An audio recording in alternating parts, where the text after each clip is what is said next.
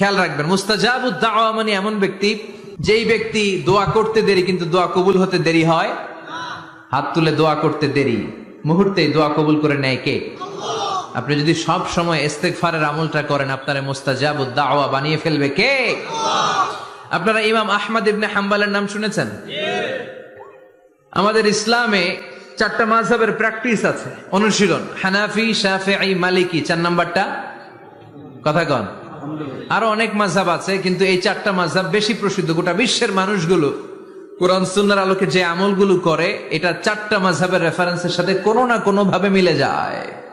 এটার প্রথমটা হচ্ছে হানাফি, দ্বিতীয়টা শাফিঈ, তৃতীয়টা 4 নাম্বারটা সবাই বলেন কি নাম?